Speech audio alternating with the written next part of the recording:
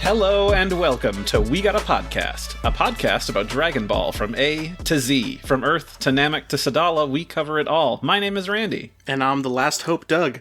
We're the world's strongest under the heavens duo here every other week to talk your ear off about fights, goofs, and everything else in the Dragon Ball cosmos. And in order to really make our return after our short hiatus even more special, we've got someone else here with us. Meri, how are you doing? Hello, I'm doing great. I feel honored to be here with you guys talking about my favorite character. Well, when we were going to talk about this TV special, I knew that there was one person I had to ask, and I'm glad that you accepted. Yes. I would have been devastated if you said no. There was no situation where no would be an answer. That's fantastic. Well, I mean, we are here to talk about, we'll talk about the main topic in just a bit, Trunks, but to introduce the people, why would we have you, Meri, here for a Trunks episode? I might have been known for, back in the day, a really gigantic fan site originating in the late 90s and really active into the mid-2000s, a little website called templeoftrunks.com. It is still online to this day, although I have not updated it for probably 15 years, I want to say. Oh my gosh. It was such an incredible part of my fandom, being able to express my appreciation and adoration for this character, Trunks, and the fact that other people were willing to come to this site and enjoy like this crazy batch of silliness was amazing. I am thrilled to still get occasional emails from people saying like, oh, Temple of Trunks, I remember that from back in the day. I actually had a new person a couple weeks ago even emailing me saying like, hey, I just discovered this site. I'm in college and this site is so cool. What? And of course, That's in the back awesome. of my head, I'm like, yeah, that means I'm probably twice your age. You're just not going to college? Oh no. You sweet summer child. I know, right? But I guess to some degree I can be considered a Trunks authority, although I have to say I was very, very, very humbled. The other day, my husband Mike, Vegito EX, was playing some footage from Xenoverse, I believe it was. Or Kakarot, and no, I think it was actually Xenoverse because Trunks was wearing his Time Patrol outfit. Oh, yeah. And I was just thinking how like if I was 20 years younger, maybe would be all up in this stuff right here, updating my website, but I realize how much I've fallen off. So you got to take my credibility with a grain of salt, y'all. I'm old hat here. I'm right there with you, Meri. Like all the new stuff, Time Patrol stuff, I'm like, no, this is not for me at all. Like I appreciate it's out there, but no. Mm-hmm. Maybe someday when I retire, I'll be all in on the Trunks content absorption. There's nothing left to look at but new Dragon Ball footage. Yeah, I'll finally take a look at this stuff. I mean, that's a good way to spend your time and look forward to your retirement. Exactly. It's like there's so much more Trunks waiting for me at the end of all this. It's that stuff and like Heroes that I'm glad exists, just in case I need to make a future AMV. Like, yeah, I'll take a look at it now. Nice. These new clips. Yeah, the footage at the very least is gorgeous. You know, story or content be damned. At least it looks nice. Exactly. Now, I did just have a very selfish request, and obviously you could say no, and this doesn't even have to be on the record, but would you be willing to just post an update to Temple of Trunks linking to this episode? I feel like with April upon us, it would be hilarious if I tried an April Fool's joke. Just be like, I updated the site, everybody, but the content of the update wouldn't be a joke. It would be, I would link to you guys. I would say if Mike can help me figure out how to log into my site again. I was going to say. He's kind of the keeper of the keys of the castle right now, so to speak. We consolidated our web hosting and our domain name hosting and all that good stuff. But you did? Okay, I was wondering if like maybe you just got like a bill every month or every year for the site. It's like, I let Mike deal with it. I'm like, just keep renewing it. Like, now that I'm an old fart, it's like that the cost of keeping the site online is like no big deal. I'd rather keep the house, in working order, even if I'm not updating it. I get you. Yeah, totally. But that would be a hoot. I would love to update the site if I can actually get in there. That would be great. I would love to be immortalized on Temple of Trunks, just to be like, I can say, it's there. I'm referenced. I exist. But didn't you send fan art to me back in the day? You probably did, Randy. I think so. I think when the Goku Black stuff, I think I was drawing a lot of Trunks then, and I was like, Meri, here, please take a look at this. Recognize me, senpai. I think Trunks is my first my first memory of drawing Dragon Ball Z ever on paper, like by hand. Like I was like, oh yeah, like Trunks showed up, and I'm like, I need to draw this guy. This guy looks way too cool for me not to draw. And his hair is not easy to draw compared to No. Goku, where it's like, here's a big blob of black. Yeah. Like it's like I just draw flames and then just some lines, and that's Goku's hair. But as for Trunks, it's a way more intricate. You really got to think about it. Where's this hair going? How's it flowing? You know, it's he's a special boy. Before we dive deep into all of the Trunk stuff, I will say it has been a month. We took a short hiatus because I was plumb tuckered, y'all. I was doing 2 podcasts at one time, and I just needed a little break. And Doug, I'm glad that you would. Thanks. I'm glad that you would let me do that. I was actually working on that other podcast just before we got on to record here because I have the whole thing recorded. I just needed to edit it all. So look forward to Revolutionary Podcast Utena with me and my buddy Jared.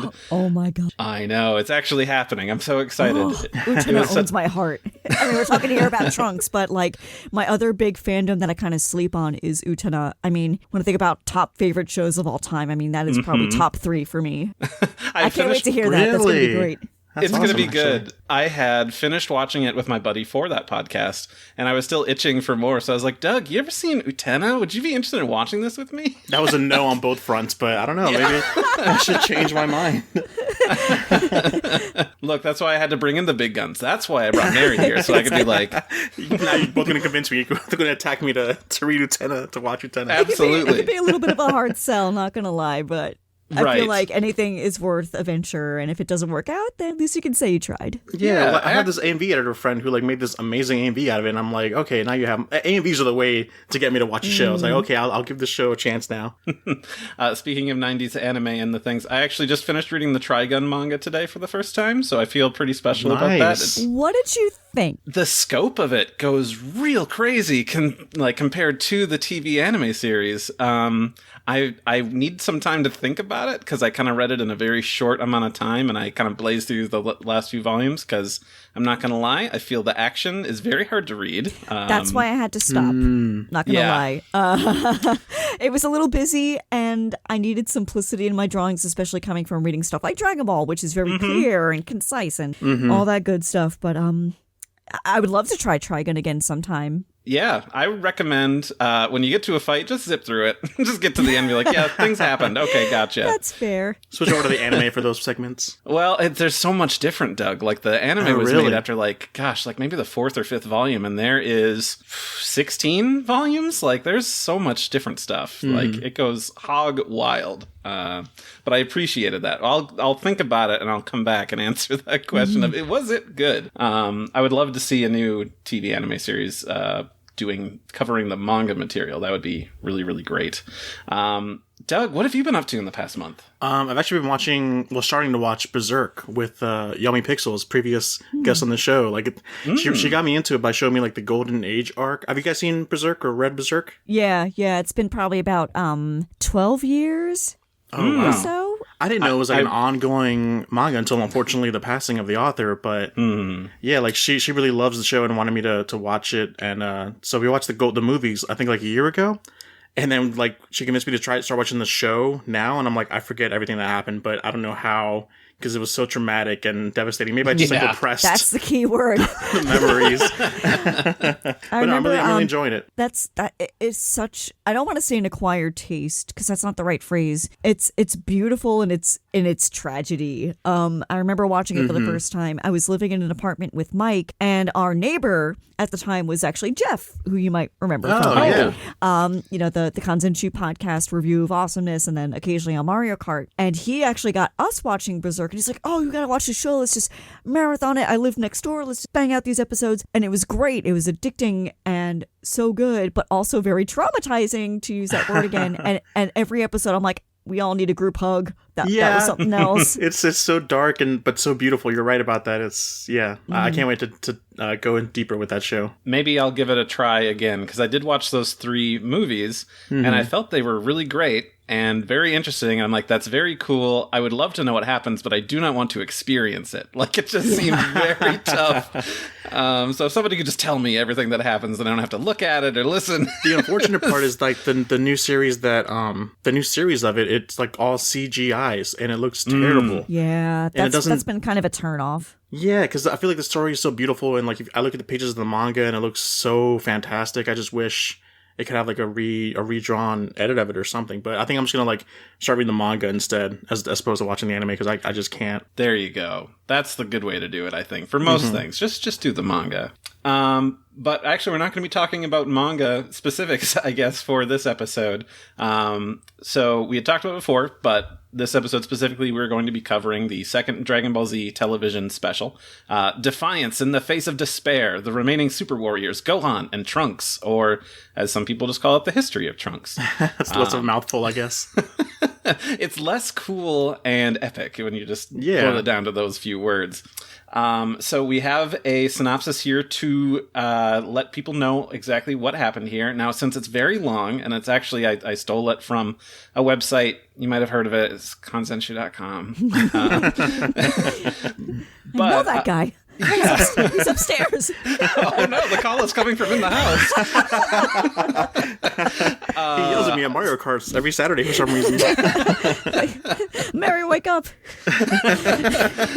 Since it is long and verbose, I think it'd be a fun idea to split it up. So I usually have Doug read these, but if you'd like, you could share it. And Doug, you could read the blue sections, and Meri, you could read the yellow sections. Okay. Sure. I'll go and start it off then. Sweet. In an alternate timeline, Goku dies of a heart disease while his friends and family, including a newborn baby Trunks, look on helplessly. 6 months later, a pair of artificial humans created by the Red Ribbon Army scientist Dr. Gero, begin wreaking havoc on the world. These two, number 17 and number 18, have unmatched power and easily kill Vegeta, Piccolo, and the other Z Warriors, leaving only Gohan. 13 years later, the artificial humans are still sadistically killing humans and destroying cities. Trunks, now a young boy, sets off to fight them and meets Gohan, who's been the only one opposing the artificial humans all these years. Gohan begins training Trunks, and though he makes great progress, he still cannot manage to become a Super Saiyan. When the artificial humans attack an amusement park, Gohan rushes off to fight them, and Trunks insists on tagging along. In the ensuing battle, Gohan loses an arm, and Trunks is severely wounded. Gohan chooses to use the only remaining Senzu to heal Trunks, leaving himself permanently without an arm. Time passes, and the two continue to train. One day, the artificial humans attack another city, and Trunks wants to come along with Gohan and says that he's gotten much stronger.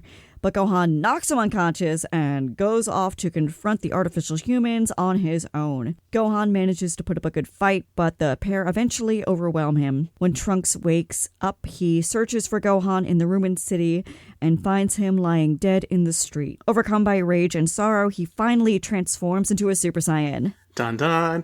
3 years later, Trunks is now a young man and has obtained his iconic sword. His mother Bulma has at last completed work on the time machine that Trunks can use to go into the past, where he can study the artificial humans and prevent Goku's death. This way, they can hopefully create an alternate timeline where things don't turn out so bad, and maybe discover a way of defeating the artificial humans in their own timeline. Trunks personally doesn't think they need the time machine. He's confident that he can now defeat the artificial humans on his own. At that moment, news comes that the artificial humans are on another rampage, and Trunks rushes off to defeat them once and for all. But he fares little better than Gohan did, barely manages to escape alive. As he recovers in the hospital, he apologizes to Bulma and agrees to go to the past. She instructs him on how to give Goku the medicine for the heart disease. If only he hadn't died, Bulma thinks, the world wouldn't have ended up like this. And having fully recovered, Trunks sets off at the past, little realizing the adventures that await him there. So this TV special originally aired in Japan February 24th, 1993, so we just missed an anniversary because we're recording this in early March. But it, just so you know where it kind of popped up, this aired after episode 175, Cell's Standing Challenge, the opening to a decisive battle. So this is where everybody shows up to the Cell games, and the next episode, Mr. Satan finally makes his appearance to the fight. It was directed by Yoshihiro Ueda. We've heard that name before on this podcast. He was the director of Z movies 9 and 11. Yeah, so we can recognize some things here and there from his touches. Animation supervised by Minoru Maeda, who's the original character designer for Dragon Ball and the first beginning parts of Z, scenario by Hiroshi Toda, who is the screenwriter for Z, and also did script and series and was the script and series composer for Ron Mahaf. Oh, that is so look funny. at that. It's all coming full circle with our Mario Kart night.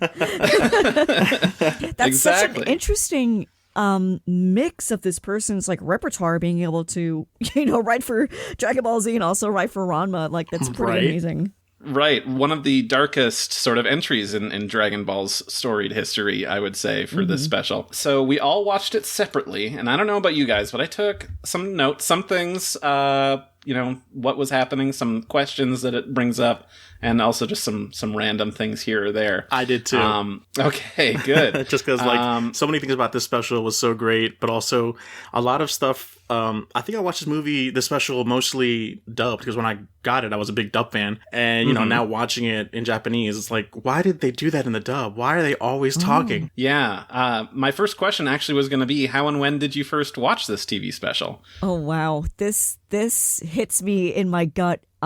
This pretty much solidified me as a DBZ fan for life. It was probably one of the first, if not the first thing I saw in Japanese as an American Dragon Ball Z fan. My first exposure to the series was Dragon Ball dubbed at like 6:30 in the morning. Saw a couple episodes of that, thought it was cute. Then started watching DBZ dubbed as soon as it was airing in syndication. But due to the nature of where I live, I was really lucky enough to have friends in high school that were into anime and were into like the fan sub scene. And I had some people tell me about this flea market that was nearby that sold like bootleg fan sub tapes. And one of the first ones that I got was the Trunks TV special. So, I mean, I fell in love with Trunks instantly, because I was like, oh my gosh, what a backstory. This horrific future that this kid is living in. I'd seen Trunks before in promo art for Dragon Ball Z, but it was so new to North America that it was like, okay, this cast is like years in the future, but that kid's like cool looking, and I want to know more about this guy. So the fact that I was able to see the Trunks TV special that early on in my fandom left an impression. Oh yeah, totally. I'm grateful for to this day. I was also thinking while watching this that this is a good story that you could watch kind of separately from everything else and still understand. Like it's a good from start to finish, a good story. Yeah, being kind of self-contained and being in its own timeline universe and kind of being a character's origin really makes it a good entry point if you wanted to jump in. I mean, obviously, I prefer to start things from the beginning, but if you needed to show somebody something to be like, maybe you should give this show a try. This is. I don't think this is the best representation of Dragon Ball, though. No, this is such a serious tone.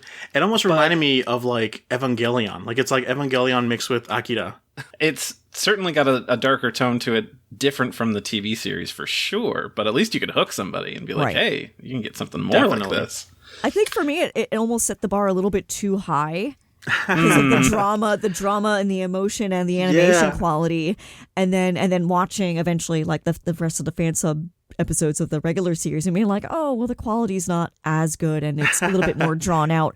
So I had to temper my expectations a little bit more. Right, you're like watching this special first. It's like, wow, this Toriyama guy has like some great drama moments. Like, oh no, his version of it has none of this in it at all. He has a couple good moments every few years, and then when they land, they land.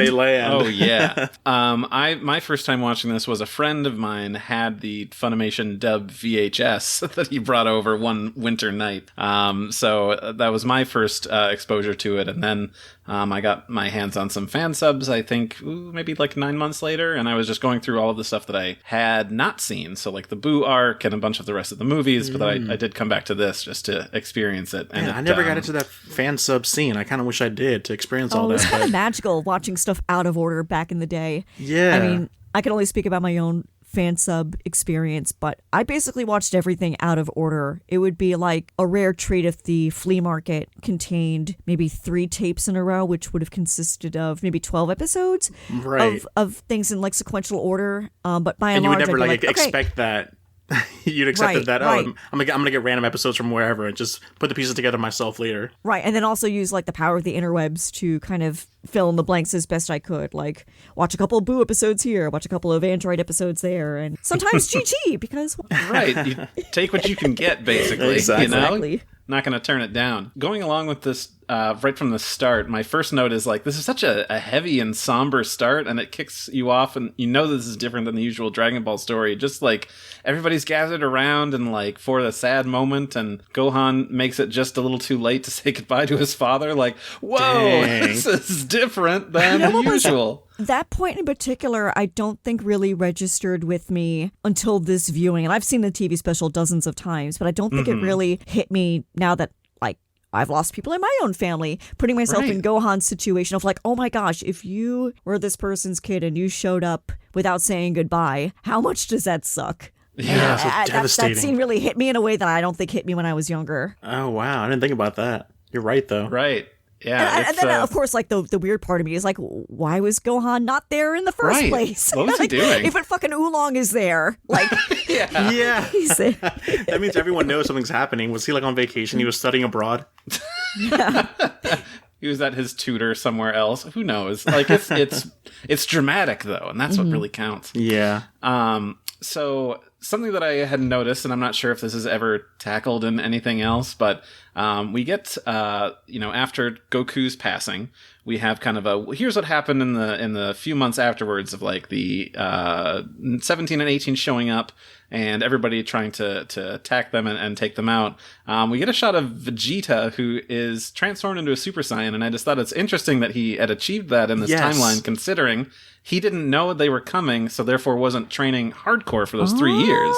But I think that his like tenacity and like him always wanting to surpass Goku ever since he found out that he could become one would kind of push him there. And who knows when in those 13 years he died, or does it say like immediately after Goku dies? Well, I feel like they go pretty like fast. It's like, okay, it's Piccolo and then Vegeta and Yamcha, like everybody kind of goes. And then Trunks says he's never met his father, so he probably would have been no older than a toddler at the most. If anything. So we're talking like a year, anywhere from like a year or 2 years. But you're right, Randy. I thought that was super interesting too, that they showed like a little snippet of him as a Super Saiyan, and I was like, I wonder if how this timeline differs. I feel like this special, it had a lot of questions we want answered, but it didn't really answer them satisfying, like about how they died. Right. Yeah, absolutely. I was also curious, like, what is, after we kind of have all of that, we're brought to present day, 13 and a half years later. But like we start in a city that everybody seems kind of like normal. Yeah. Like there's nothing really weird going on. There's no attacks. The city is standing just fine. So it's like, what is the cadence of these attacks from these two? I mean, like for you 13 can kind of go years, and still have a normal day. For 13 years, the Androids are just like kind of like just picking cities. I guess they don't want to destroy the entire world because then that's all their fun. Right. You know what I mean? But right. It's so weird. For 13 years, these guys have been a threat. Having that sort of restraint as like a 16-year-old like those two are is, pretty impressive. I would blow through all of my fun real fast. I imagine that 18 is probably constantly reining in 17. Yeah, right. Like, stop! We gotta space this out. And like he is buck wild in this, like driving over people and just like like that shot of him of like up close. Oh, so different from the TV series, which I always have to remind myself, like they are entirely different people in the TV series. Because this made me think. I was thinking that they kind of are the same. It's just that in this timeline, there's no one there to really stop them. Like there's no one to tell them, you can't do this. I mean, they didn't do a great job of that in the beginning, but if new players come in like 16 and Cell, and like just a bigger threat comes up to kind of halt their progress. That's true, but they never murder a single person, like, in the proper timeline. Like, there's nobody they take out. No. I mean, they had that accident, like, on the highway with the trucks. With the bikers? I guess it's not yeah. I know the bikers was filler. And I mean, of course, you can certainly count that. That's fine. I'm not here to judge on what, you didn't die. They just flew through a billboard, I think. Yeah, there was that trucker, I suppose, when Vegeta shows up to fight 18. He's still breathing. He's okay. I saw his parachute. He's all right. But I don't think the future androids, we haven't seen them kill anyone, instantly. Maybe it was a gradual progression for them as well. Like they became they blow killers. up the town like first thing, and then like no, that's what the narrator says because the story demands it. But maybe the you're narrator right. has an agenda. He wants to paint these guys as bad. He's here to move the plot along. I got 13 years. I gotta wrap this thing up quick. Exactly. Speaking of the fun that they're having, Doug, when are we getting figures of 18 and all these awesome fits that she has? I hate to tell you that they actually finally decided to make figures of them about a month ago, and pre-orders went out of stock within 30 seconds. You're not kidding, are you? I'm not kidding. Is this legit?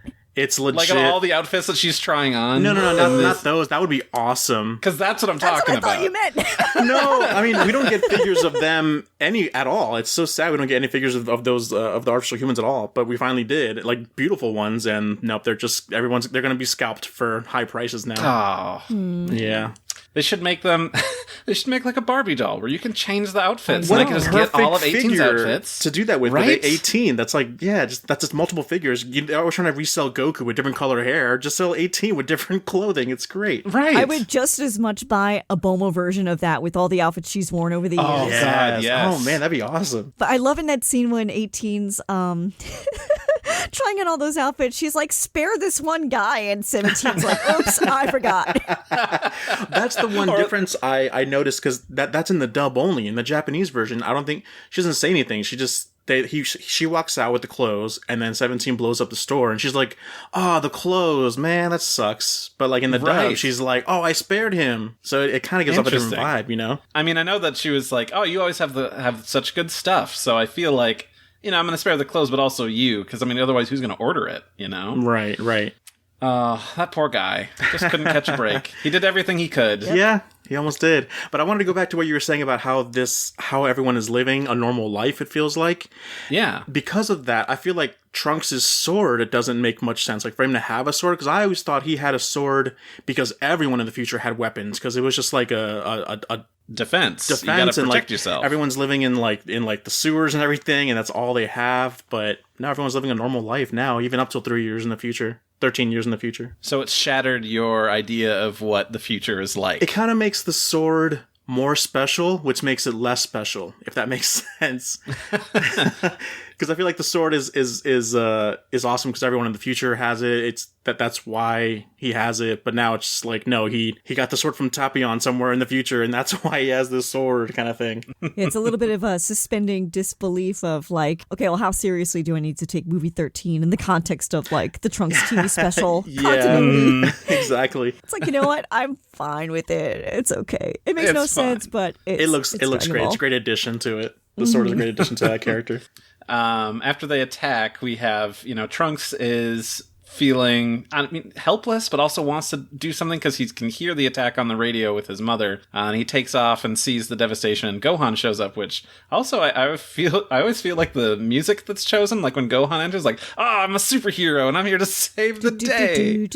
Yeah, I'm picturing the Japanese version. I don't know what it sounds like in the dub. Okay, right. But no, also when there, Mike was saying the other day when I was watching this, my husband was saying, "Oh yeah, they pulled a lot of this background music from DBZ movies 4, 5, and 6, which would have been, I guess, contemporary or slightly before the TV special came out." And I was like, "Oh, that's why the music sounds so like dramatic and over the top dramatic." Is that I guess they pulled it from movies that were coming out back then. But I thought it was funny how it has that dramatic music, and then Trunks is like, "Gohan, they're destroying the village. Why?" And like Gohan has his face like, "You ruined my entrance, dude."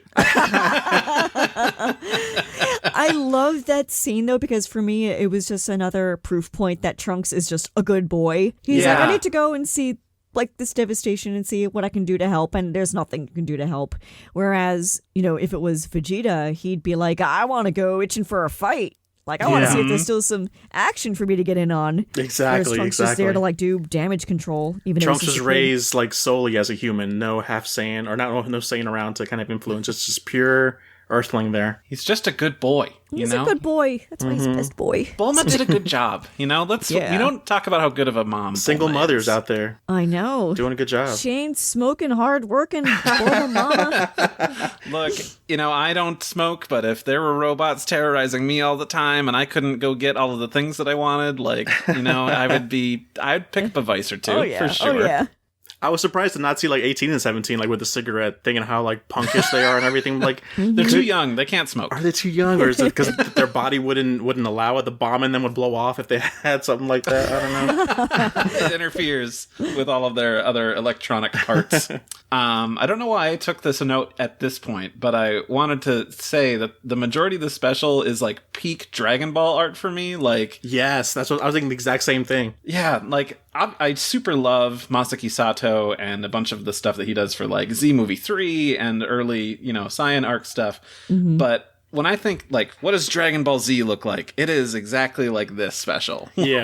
I think when everyone thinks that, like, this is what they think of, and it's such a great representation of it, too. There's only a couple shots that really stand out as, you've got the B team working on this one cut. Right. Is it the one where, like, Gohan transforms into a Super Saiyan, like, staring at the camera? That one really stood out to me. No, it's when it's really early on, and someone online reminded me of this shot the other day, and then it just reminded me, like, oh yeah, this really is kind of an ugly shot. It's Bulma and Trunks in the car listening to the radio about the androids attacking, and like they have these over-exaggerated like wrinkles almost on the outside of their mouths, and then their noses are kind of colored in, and I'm like, they just look a little bit off to me from like a character model standpoint, but other than that, I feel like it's generally spot on. There was the one shot of Trunks there with like his lips are like super like penciled in black, and it's like that's really weird. It's a weird choice. I will say the person who brought that up, Meri, was me on Mario Kart. Was it you? Gosh. Yeah. That's showing me how the weekends are blending together. Because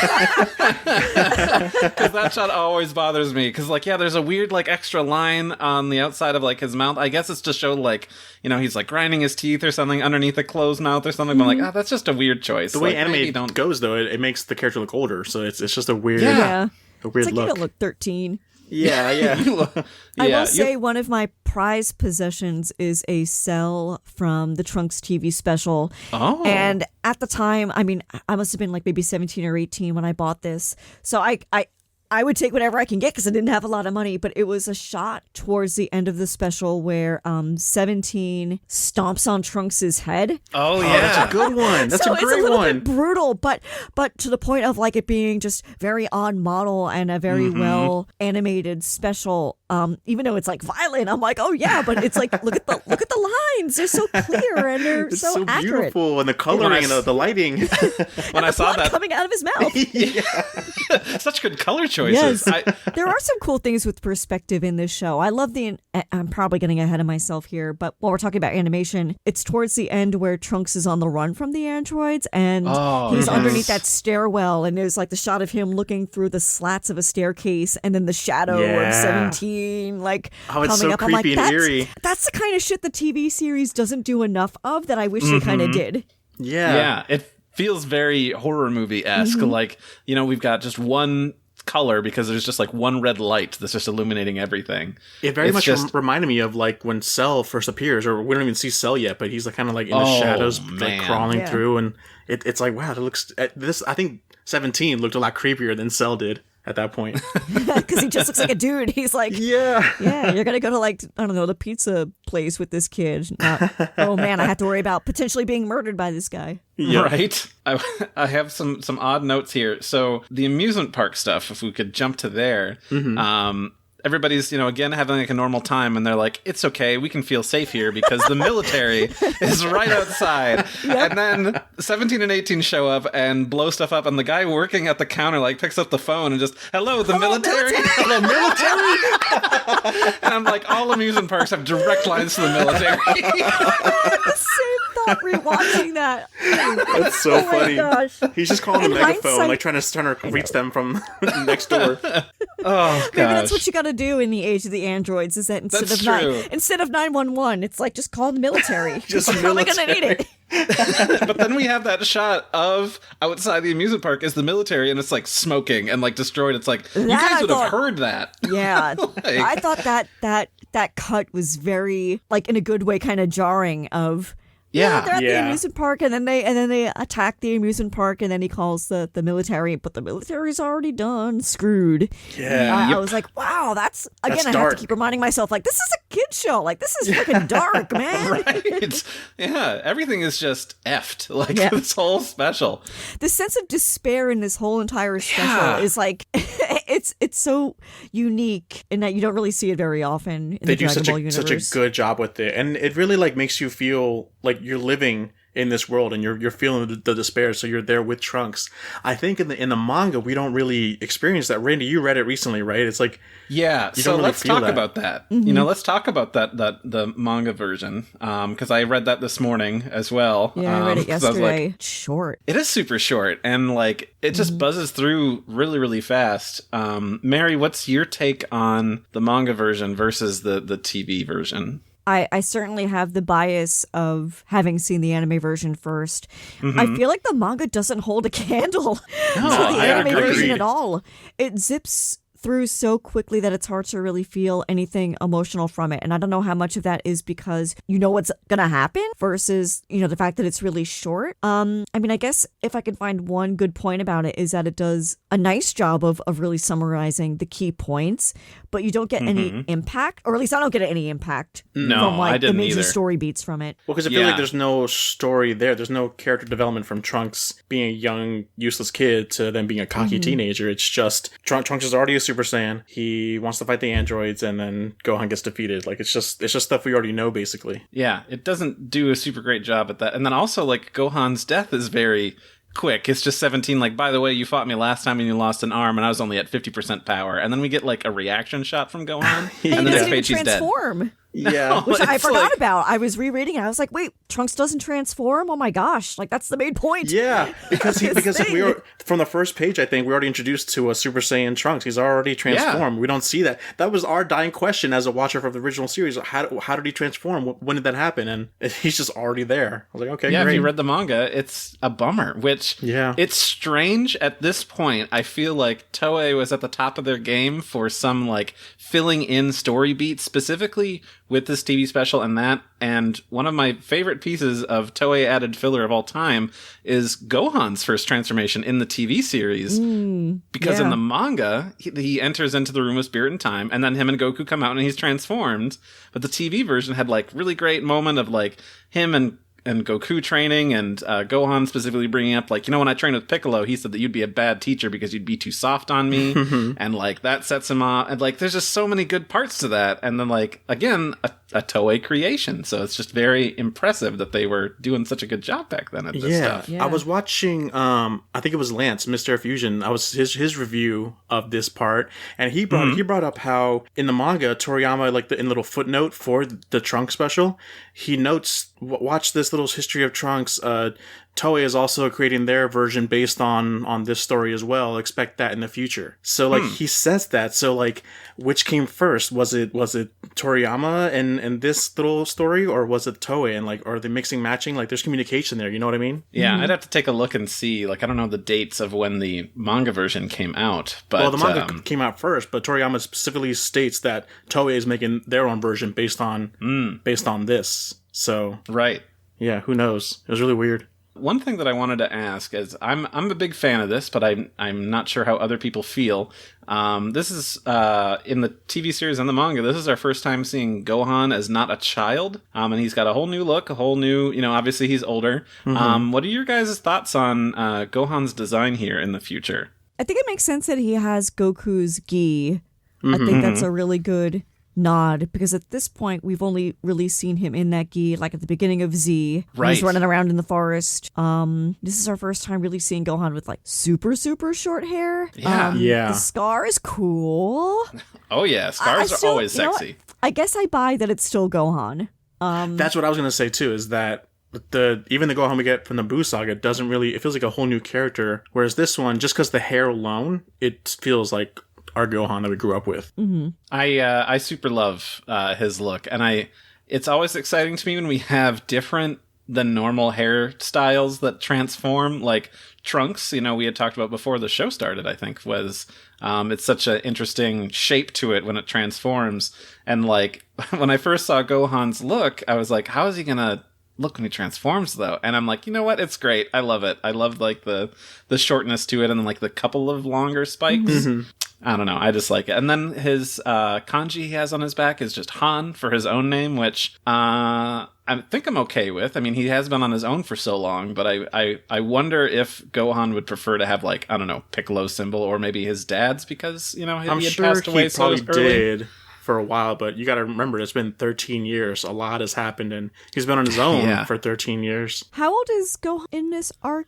Is he like So- 20? I was trying to do the math and I was just failing miserably. Right. So He's he gotta would have be- been like 6 when Goku passes, and then it's been 13 and a half years. So Really? Okay. yeah, 6? 20. Yeah, I want to say so because he's like 9 when the android arc starts. Wait, that's like a year later when they show up. Yeah. He's got to be in his early 20s. We can say that, I think, with pretty good authority. Yeah. Wow, I that's buy crazy it. to think I of. like Yeah, I buy It would it. I have buy been it cool, too. like, if in the Boo arc they actually made his look more like the Trunks TV special look. So I think that would have solidified, like, oh, this was going to be the way he was always meant to look from, like, a hairstyle perspective. I like that it's different because it's a good illustration of like the circumstances that people are in affect them and how they present themselves. I like that it's different, but I don't like what they ended up with. I think there's a spreadsheet that Toriyama had of like possible looks for Gohan. Yes. And there's one there that I would have loved way more than... Is it the one in the hat?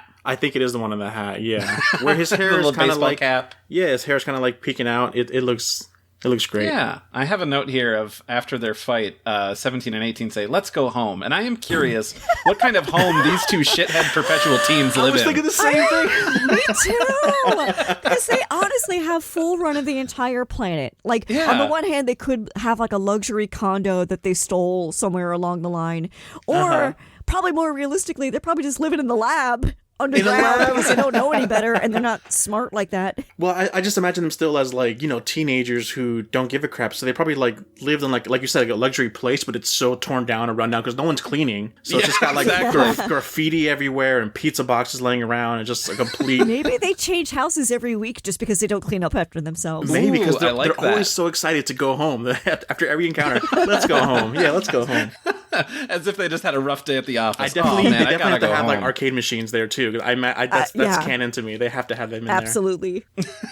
Maybe they live in an arcade. I don't know.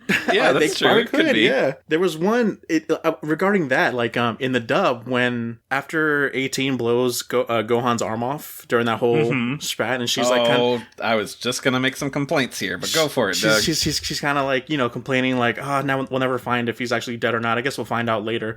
In the dub, she's like disappointed like that, and then 17 looks at her and goes like, "Let's go home." It's very sexual, and I'm like, that feels so wrong. Was it like the delivery of it was weird? It's the delivery and the way 17 looks at her. Oh, And okay. it's because 18 doesn't say, "Let's go home." She's just like complaining like, this sucks, this sucks, this sucks. And he looks at her, gives her a little smile, and just like, "Let's go home." It was, I don't know. Maybe it's just me, but it was super weird. It always bugged me since I saw it. I don't want to crap on how people enjoy to watch their stuff. They're welcome to do that however they like. But I do want to say that if you watch this in the dub, there's one part that I'm like, man, you really missed the point here. And that is when Gohan loses his arm and is like hiding while they're searching for him. In the Japanese, it's just tense and silence as they're like looking for him. But in the dub, anytime that 18 is on screen, 17 is talking and Every cracking time. jokes. And we cut to 17, 18's talking and cracking jokes. I'm like, this is a tense moment. And Gohan is like, I hope I get out of this alive. And it's like, oh, it's time to just be goofsters. I'm like, no, man, you missed it. You I really chalk missed it up here. to just it being such an relatively early Yeah. Funimation adaptation where at the time in the late 90s, early 2000s, it was just such a bad thing to have silence because they thought the kids couldn't handle silence. Exactly. And then they finally wised up, and I think, although I say that with no sense of authority whatsoever since I don't watch dubs, but I would have to imagine that, like, in modern days, maybe they can appreciate silence more and maybe are better about that. Yeah, having watched Kai for the first time last year, they did a fantastic job all around through that whole dub. I was very impressed. They let silence happen.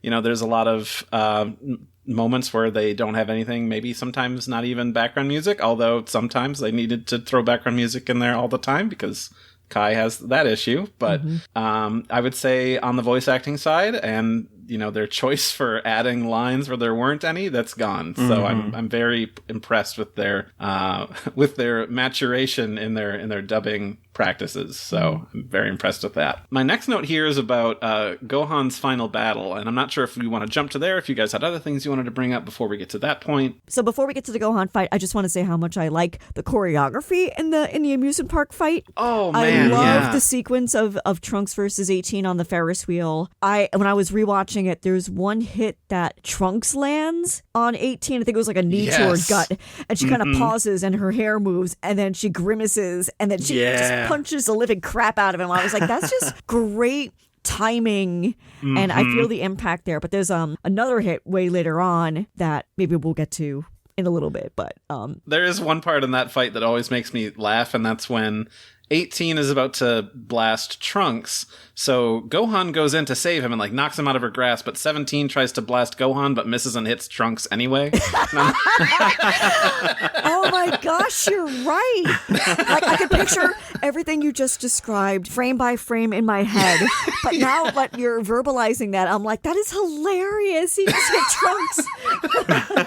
Wait, boy. You're saying he wasn't intentionally aiming for Trunks in that scene? I feel like he was aiming for Gohan, but like Gohan tried to save Trunks from getting blasted by 18, and then he gets hit by 17 instead. So it's just as if like 17's like guiding his blast, like he's getting ready, he's following Gohan in the air, and then he shoots finally, but it just happens to be Trunks that's right there. Yeah, I don't know if he was intending to hit Gohan, but it's just funny that is funny. Gohan tries to save Trunks, and then he still gets hurt anyway. It's just, oh man. And then the final battle is when Trunks and Gohan are kind of on the rocky cliffs and having a conversation, and then the attack happens again.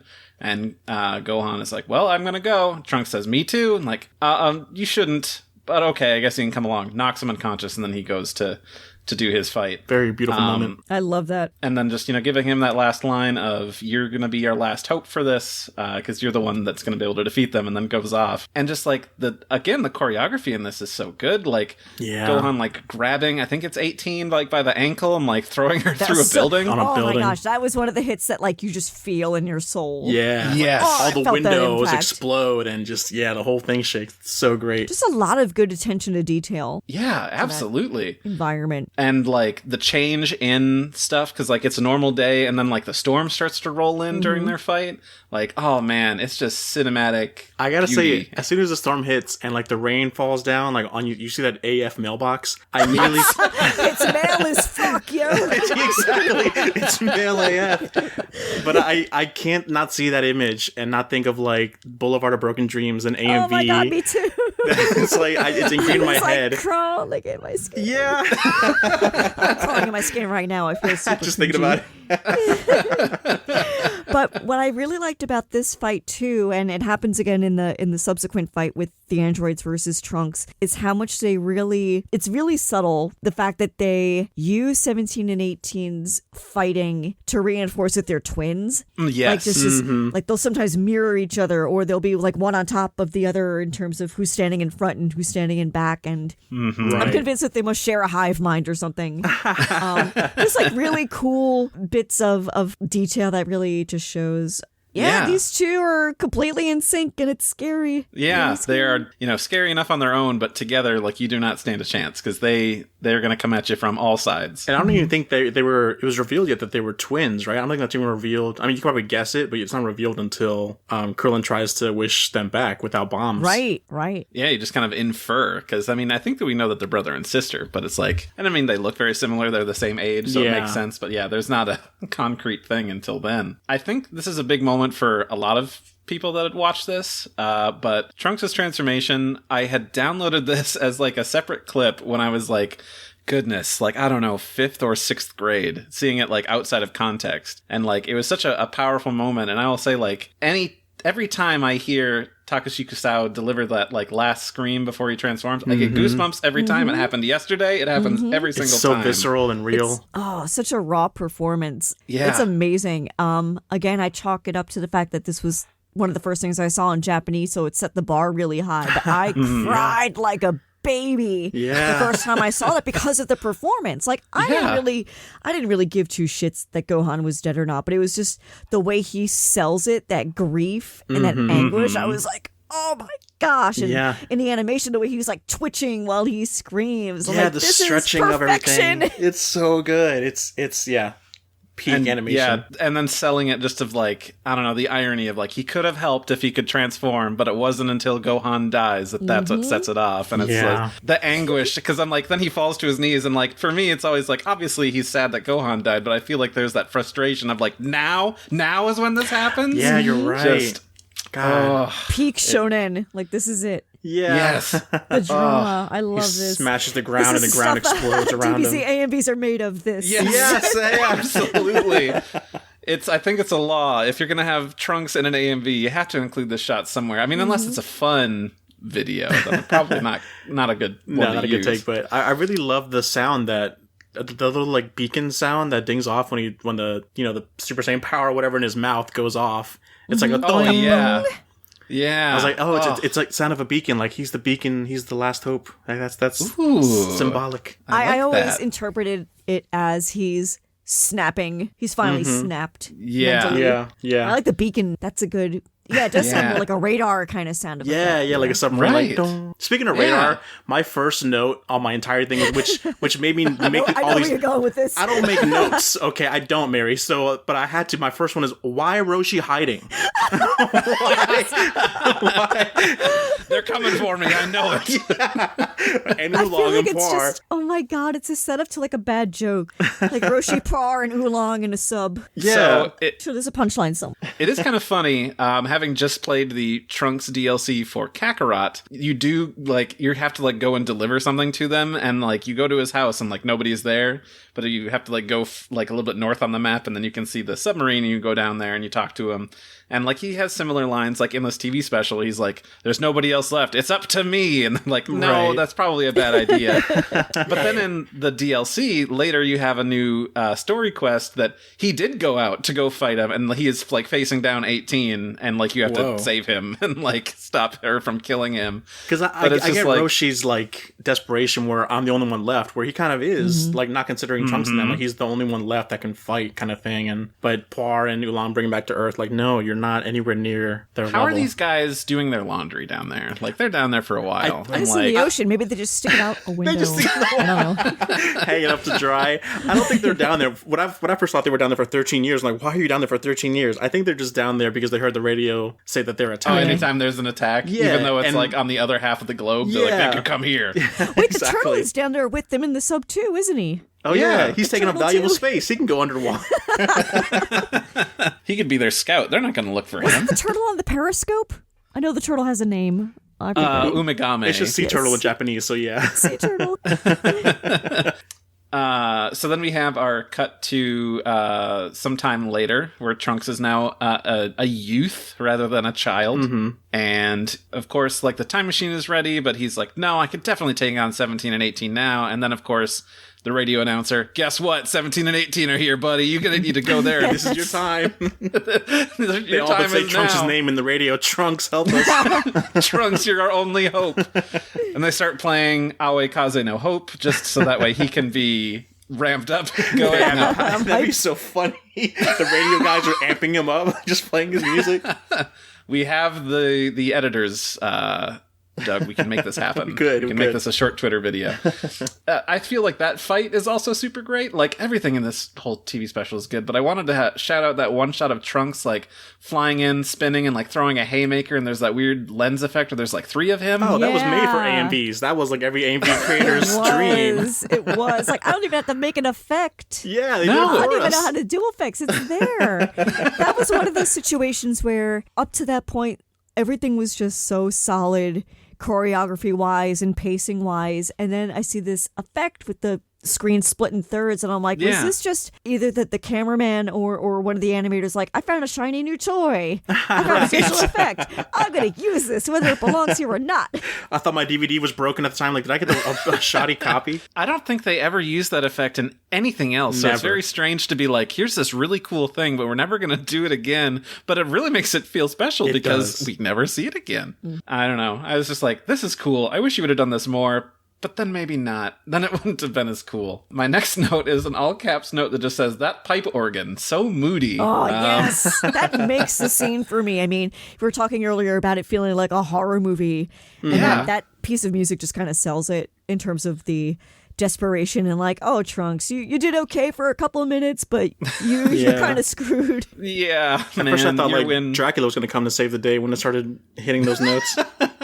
Very vampiric. I mean, if we could have the Devil Man and his Devil Might beam, that would be real helpful. And who was the enemy of like movie 2, The Princess and Sleeping Devil's Castle? Whoever he was. Yeah. He had a very obvious name where like, come on, Bulma, you got tricked by this guy. It's like Akuman or something like that. I don't know. Dr. Acula. Dr. Acula. There's one part in this fight, and that's after Trunks has definitely started to run out of steam, is him like, I've still got to keep going, and he like gets up and starts punching at 17's face, and then he's like, now you've had enough. Next year up, 18. Oh my god, I didn't even think of it that way, but you're right. It made me laugh the first time, but like the desperation is so sad. But that first time I'm like, I got you. Now you're up. Come on, 18. Now you take on the other one. But they're just playing with him at this point. Oh my gosh! Oh, yes, like so that scene badly. where 18 puts her hand on Trunks' shoulder. Yeah. It's just so sinister. She's like, I'm bored with him now. Let's kill him. Yeah. I love that shot specifically because he's regular, right? He's not Super Saiyan at that point, but then they kick him, and then the next shot we get is outside, and he's a Super Saiyan again, which makes you think that continuity always bothered me. Yeah. Me too, really, but now in my head, it's like, no, there was more to that than we saw, than they showed us. There was more battle in the building, and like Trunks put up another more of a fight. Even if it was like for another minute. Us? I want to see our poor boy getting wrecked so I can feel bad for him. Exactly. It makes us love him more. Yeah, Puts himself through the ringer. But they think that they've taken care of him, and then he wakes up in a hospital with Bulma watching over him. And it's he finally kind of gives in, like, okay, I think I'm ready to go back in time because clearly I'm not handling things so well here. Yeah, which I guess that whole fight scene was necessary for that, because if it was just Trunks 3 years later and then say, okay, I'm going to go to the past, I feel like we needed that moment of Trunks being cocky and seeing if he could do it himself and showing to the audience that no, he can't. Like, literally, this is your only option, is to go to the past. But also trying to avenge Gohan, too. It's like there was no way he wasn't going to try, even if it meant getting put through the ringer. Exactly. I mean, it had been a while. He's a few years older. I'm sure he's been training in the meantime. And it's just like, I think, judging by last time, I'm definitely stronger now. I could do it. So having that one last reminder of like, nah, kid, you're not enough on your own. You need to get some help, and either having somebody else there like Gohan, or, getting some new know-how and training in. Is that you're not going to be able to do this on your own. Yeah. That kind of brings us to the end of the special. And I had a thought during all this, and I was curious what you all would say. If you were crafting an optimal viewing experience for someone who is new to Dragon Ball and they've been watching everything from the start, they watched Dragon Ball, they started with Z, when would you, between like what episodes or like different story points, would you tell them to watch this special? I would have them watch it after Trunks leaves. Yes. For the first time. Oh, for the first time. So after he's killed Frieza, after he's talked to Goku, and then he goes back home, and then everyone goes up to Goku and they're like, hey, who was that guy? And yeah. he's like, oh, yeah. You're right. From the future, or whatever. And then I would do the special right after that. You're right. I was only going to say no because I just remembered that there is no happy ending in this whole story. It's just like bleak and now go to the past. But I was thinking like to play it after the Cell games are over, after Cell is defeated, and right before he goes to his future to resolve things. But I guess that'd be too soon after you don't get the stuff in between. Yeah, I feel like putting it right after he leaves from defeating Frieza is a good point, because we get to see 17 and 18 and the horror that is awaiting everybody else for these next 3 years while they're training is super good. Gosh, I'm trying to think if what my answer is going to originally be before I heard that one. It might have been because the ending credits kind of then show us what happens immediately afterwards. Trunks goes back, he fights Frieza, and then that ending theme kind of gives some hints, doesn't it? Because it shows footage from the shows. And the last shot is after 17 and 18 wake up, and they're just like that slow pan up, and I'm like, pan up of them just standing I there. love that. I would pay any amount of money for that cell. Oh gosh, I think those are what the figures are posed on that I was talking about that are sold out. It's that pose. But because I was like, maybe right after that, like after they're woken up. But I do like that because then it can show like the terror that awaits them, and also would be fun because then when Trunks comes back, it's kind of like, wait, who are these androids that showed up when he notices like 19 and 20? Yeah, I think the linchpin is how invested the viewer needs to be in seeing how different 17 and 18 are between the two stories. I feel like I could be swayed either way, depending on like, okay, right, foreshadowing the horror that they could be versus, oh, well, you've already met them, and here's how they would be in a truly fucked up timeline. Exactly. Yeah, I think either way works really, really good. I understand like how production works and, you know, everything that you needed to take time from when the manga chapter came out and adapt that. But like throwing it in right at the start of the Cell games feels like a weird time because 17 and 18 are no longer the threat and they haven't been in a while. So it has a little bit of a disconnect, at least for a viewer, I think, if they're watching it in like release production order. It seems kind of odd. But that was why I wanted to ask that question. That's a fun one. I hadn't thought about it that way. So overall, we liked it. I'm pretty sure, right? Oh, yeah. Everybody had said Loved that this it. is a pretty good thing. So well done. It's hard to top this thing for me. I mean, the Bardock special is up there too, just in terms of being like a really compressed cinematic experience, but TV quality and not as much of a time investment. It's just right up there for me in terms of like top Dragon Ball material. You wonder Heck why yeah. like Toei didn't bring that same A game to like GT. Like you had so much potential. Yeah. It's such a longer production that you got to work on, though, than just like one 45-minute TV special. So you've got to figure stuff out for multiple episodes every single week. I get it. It's like, it's tough, but like, I really wish that, we had something more like this. I think that the fact that we've gone on longer than normal is a testament to how much we enjoyed this special. Yeah. I'm also just a blabbermouth when it comes to this stuff. Yeah. It's hard not to gush. So I want to take a quick break, and then we're going to come back and we're going to hear what the audience has to say about this TV special, and then of course do some fun trivia. So we'll be right back.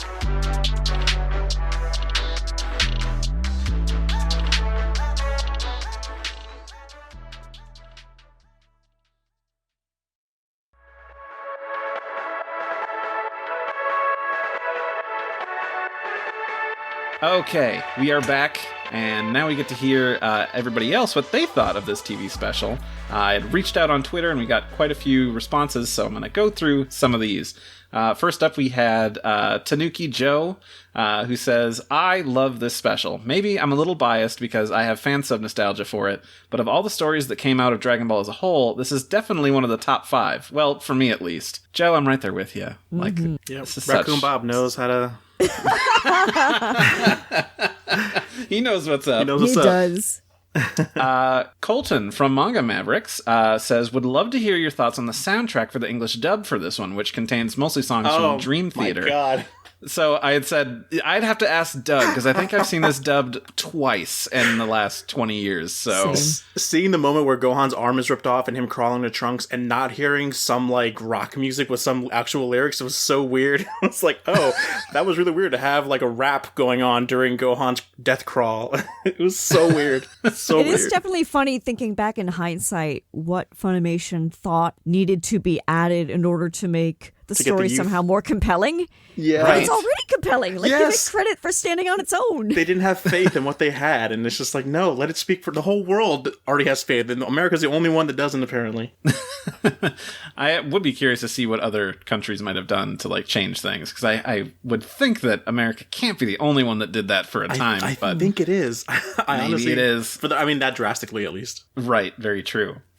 Jake Pay says, the best special Dragon Ball has to offer. You got drama, action, and great world building, and the DLC version in Dragon Ball Kakarot makes it even better, in my opinion. I know that me and Mike and good friend Ken were on the latest Kanzenshu podcast talking about that DLC, so if you want to hear a lot about that, go check that out, because it was fun. I was a backseat driver to watching Mike play that content, and I was intrigued. It's like, man, I guess you really can teach an old dog new tricks when it comes to this franchise. Like, how could you take this already decent side story and build upon it, but they somehow managed to do it.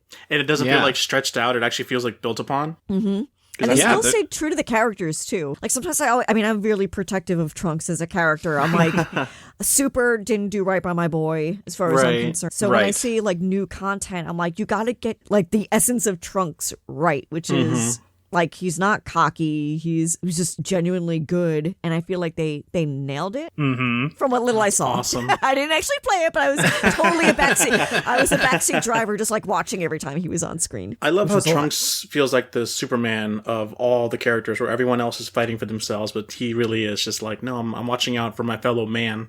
Oh yeah, he's definitely the most selfless, I think, of most of them. I mean, Gohan maybe a close second, but definitely that's kind of Trunks' bag.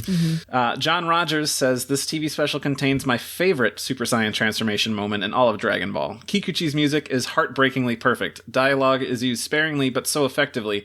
And damn it if Takashi Kusao doesn't knock it out of the freaking park with those screams. We covered all of that, but gosh, yeah. Yeah, man, we're in agreement with him. You know what's also so funny about watching, especially by way of video games, these voice actors having to repeat the same scene over and over and over and over again. And sometimes I wonder, like, you know, it's never going to be as good as the original, but darn, they do a really solid job. Yeah. Even all these years later. Recreating the performance. I mean, they could just easily phone it in and be like, but they do okay.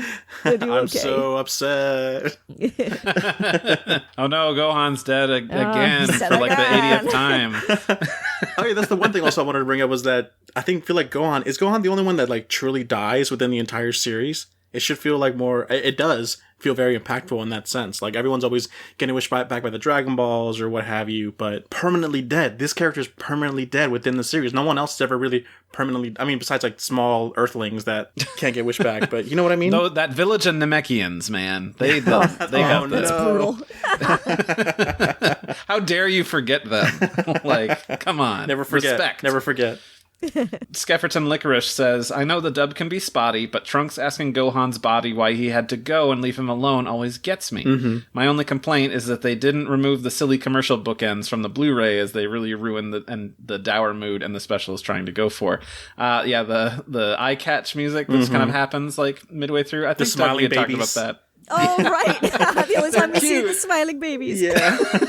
I love the They one where are Trunks kind of- is crying and Gohan's looking at him all like concerned, like, ugh. When we were rewatching it the other day in preparation for this, I instinctively, after the scene where it was supposed to appear, I just like said out loud, da da da da. I'm like, oh wait, like where's the eye catch? I'm like, Mike, where's the eye catch? He's like, no, they took it out on the DVD. Oh, It's ready. interesting. I wonder which DVD that was. I It's think. a I know really, that- really, really old one. Yeah, Okay. the original Funimation release had those removed because I know in the VHS that I That's had those were right. gone. But I believe they are in the Steelbook releases that they did in 2007, 2008. Those were back and have been since. But yeah, that was a very jarring thing for me because the first time I'd watched that VHS and then I got that DVD in 2007. I was like, oh whoa, there's eye catches in this and it really throws off the mood.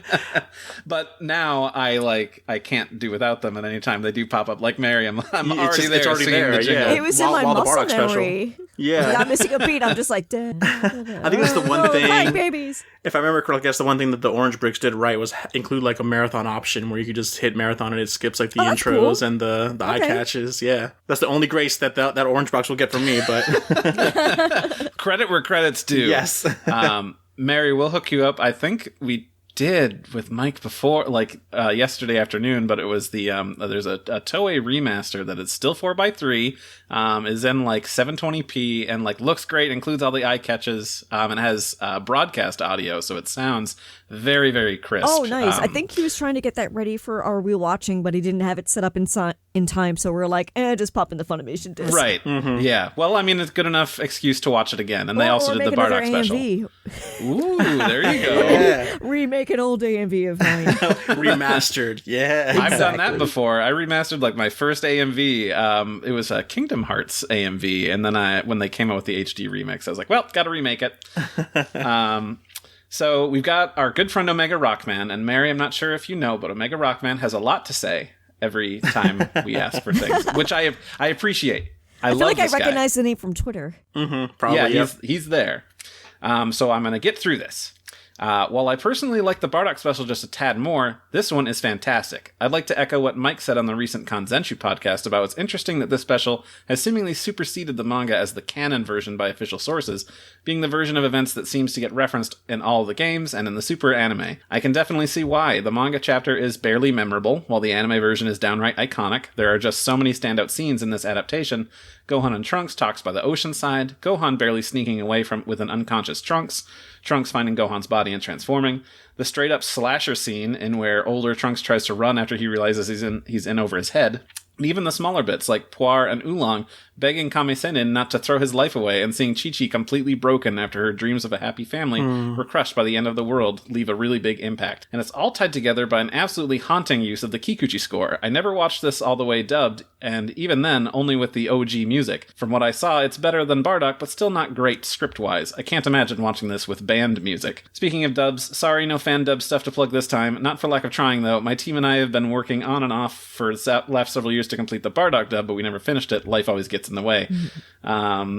So, I mean, like, he kind of, like, succinctly hits everything we talked about in the last hour. Yeah. We should have him do the podcast instead. Oh, no. I'll be out of a job. It's terrible. Oh, no. All that 10 cents revenue. If anything, it just validates our popular opinion. Yeah, that's true. This is why this special is awesome. All those reasons. No hot takes here. Much. Yeah.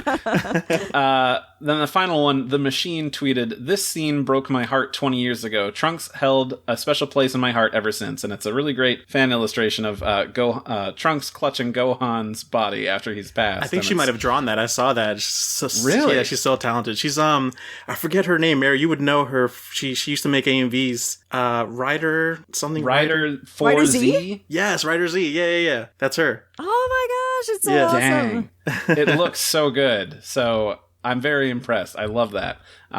Yeah, it's definitely a striking scene from the whole franchise. Mm-hmm. Absolutely.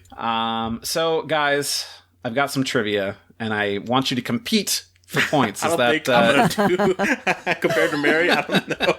Oh, man, I should have studied. Oh, no. What if it's like a Dragon Ball Heroes question, Mary? We're both screwed. I am boned. We'll see how it goes. When Trunks turned Super Saiyan God, what music score was used at that point? All right. Question number 1. If you guys know the answer, just say ding or buzz or something else just so that I know that you are ready to answer. In the Funimation dub of Dragon Ball Z, Teen Gohan is voiced by Kyle A. Bear in the Boo arc. Who voices future Gohan here in this special? Ding. All right. Is it Damian Clark? It is. The man who played Cell voices future Gohan. Cell? Okay. Yeah, it's so weird. I think that's why I know that, because it was such a that's pretty interesting how it was Cell. I know that when the Boo arc started airing on Toonami, I was like, this guy does not sound like the one from the Trunks special. I don't even know the name Damian Clark. I don't know where I pulled that out of, but it just felt right. Somewhere in the back of my head, Damian Clark is the answer. Well, you had it. So now you command the lead with 1 point. Yes. Take that, Mary. So competitive. This is why we all play Mario Kart. Question number 2. What character is credited in the Japanese cast credits despite not having a single line in the TV special? Interesting. Huh. It's a thing. Yeah. Okay, say that again. What character is credited despite not having a speaking line? Yes, that's right, in the Japanese. Do you want to take a guess? Ding. Go for it, Mary. Piccolo. No. Oh, damn. Ding. Doug.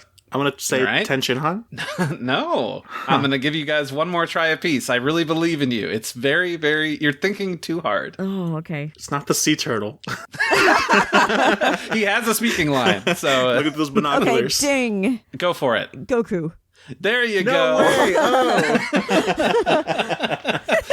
Yes, Masako Nozawa is credited as voicing Goku in this TV special in which Goku is dead the whole time. It has no line. An image of In the sunset, just like him fading off into the distance at the beginning. And Masako Nozawa gets to cash that check. Like, all right, I did it. Job well done, me. I mean, obviously, she did a great job as Gohan. It was but, so like, great hearing Gohan with Masako Nozawa's adult voice. Like it was like, oh, this really does feel like Gohan. That also helped. Yeah. When in the English dub, it didn't help that it was a whole new voice. Like if it was Sean Sherman, it might have been different, but I don't know. We'll never know. Who is the first to be killed by the artificial humans in the TV special? And according to the TV series, who is killed first? Ding. Go for it. So in the TV special, it's Piccolo. Yes. And in the TV series, it's Vegeta? Whoa, way to Oh, go. nice. I would never have gotten that. So it is 2-1. Doug, you can still tie with this one. Okay. I believe in you. Final question. What was the first Japanese-developed video game that included future Gohan as a playable character? Good piece of trivia. That is. He always does. Randy does this all the time. Where it's like, I think I got this, and then it's like all of a sudden, like, yeah, give me a date, a game that you never played before that you wouldn't have no access to. Oh, you had it. It came out here As a playable character? as a playable character. Not just yes. like you're running through some cutscenes Story or any- mode, okay. and yeah, exactly. Where you can control him and move him and shoot things out of It his sucks hands. because my knowledge of the game like run out after Budokai Thumb. Mine too. So I think it's definitely one of the games after there. So I'm gonna ding, and I'm gonna guess. Okay, sure. Sparking 2. No, he actually does not appear as a playable character in Sparking 2. He shows up in Sparking 3, but that is not his first playable appearance. I'm gonna ding and just make a stretch guess and say, because they're probably grasping for characters at this point, I'm gonna say Budokai 3. It was not Budokai 3. Can I guess again? Of course. Is it? Can I get a hint? Is it a DS game? I don't think it's fair if I give you a hint and I've already dinged and not let Meri have the same thing. So, So I'm just gonna guess Supersonic Warriors. no. But he does show up in that game, just not playable. Okay. Meri, do you want to throw out one more, or you want to say, no, that's fine, I'll take my 2 points and still beat I'll Doug? take my 2 points and cash them. The clean win. Yeah. The very first Japanese developed one where he's a playable character is Shin Budokai Another Road for the PlayStation Portable. And you said Japanese developed because he was playable in Sagas, Boo's- which was an Boo's Fury or American something like developed that, one. wasn't it? And Legacy of Goku Goku 2 was actually, I think, the first one, but that one was not Japanese developed, so Right. didn't want to. It's a nuance. about that. Okay. Yes. Sagas. That was great trivia. Yeah. Thanks. Hard. I try. I want to do a good job. I'm taking your guys' time. I want to have a challenge here. Well, thank you everybody for listening, and also thank you for sending in all of your responses. I was really worried that we were gone for a month and nobody would remember us and nobody would want to respond. You're dead to me. Never want to hear it again. We really do love this series, and I also really want to thank Meri for taking time out of her day. Oh, it's so awesome to talk about one of my favorite things with such cool people. So thank you so much for thinking of me and having me on the show. Yeah, absolutely. Anytime. If we're going to talk about Trunks, I'm going to give you a ring. Be like, Meri, it's Trunks Or time. anyone, We really. need you. Just as long Put as up the trunk signal. At the trunk signal. It's going to be just a sword. A sword, like in the air. that'd be so cool. It's actually going to be an animated GIF of Trunks powering up and his jacket being torn off in movie yes. 8. Oh yeah. Or movie 9 as well. It's all I was good. thinking of was the movie 9. Oh, man. Well, you can tweet us at We Got a Pod. You can also email us at wegottapod@gmail.com. I actually got a couple of emails over the last couple of months, or last month, so thank you to those people who sent those in. Yeah, They were some mostly, so lovely. mostly things like, hey, I listened to the show, really great job, and it warms my heart. So it's nice to see, especially in that hiatus where it's well, hopefully people remember us, and clearly they did. So that makes me feel good. Again, Doug, have you started reading the Dragon Ball Super manga yet? You always ask us, and the answer is always no. I have not. Well, I'm with you, Doug. I want you to surprise me sometime. Resist. Yep. That way the show never ends. There's always going to be content. Exactly. Meri gets it. That's what I'm saying. I need to bring back AJ. AJ told you to read it, and you're like, yeah, maybe I will. He almost and I'm had me. Aha. He did, yeah. But then I'm like, all my manga and my figures are all at my mom's house still. I have never brought them over to my new place yet, so that's my excuse. I'm gonna buy you Kindle versions of that manga, so that way you have access to them whenever. We'll see. You can read them whenever. And I'll refuse them, and I'll feel bad about refusing it. That's my best tactic and weapon is guilt. Thank you to Rifti Beats for letting us use his track Kakarot theme hip hop trap remix. You can find it and other great tracks by Rifti on his SoundCloud. Thank you to our sponsors. Meri, where can people find you? You can go to templeoftrunks.com if you want to revisit the golden age of fan sites, which, as far as I'm concerned, are kind of a relic of times gone by. I'm on Twitter with 2 accounts, actually. My regular, normal, everyday account where I don't really post that much is Meri TOT. And then for just random Trunks nonsense, you can find me at Temple of Trunks. And I don't really post much there either. But if you really want to see active week-over-week content, I do play Mario Kart with a couple of these knuckleheads every Saturday, which you can find on... I've never felt such humiliation when you stuck me behind a fence. You know what's depressing is that I didn't even realize I did that until you put up the clip, and I was like, dang, I wish I could say I did that intentionally. I'm just what a dirty move. Was that Meri? I see you off in the distance. Like, what? They see me rolling. It's so hilarious. But yeah, that's Vegeta EX's Twitch stream, Mario Karting, every single Saturday night, where we do occasionally talk about anime, One Piece, and whatever it's the new we're podcast, watching. Basically. The new It content kind of podcast. Yeah, it's great. It's what keeps me active. Me too, Meri. Me too. We're talking about Rama right now, which is a hoot. That's my other jam from the late 90s. Doug, where can people find you? Same. I'm Mario Karting, and I'm Jabaz Doug on social media. Heck yeah. You can find me at Saber_Breaker. Thank you again. Please subscribe to the show, tell your friends, post a review. It super helps us out. And we'll check you again in a couple of weeks. Thanks, everybody. Bye. Bye.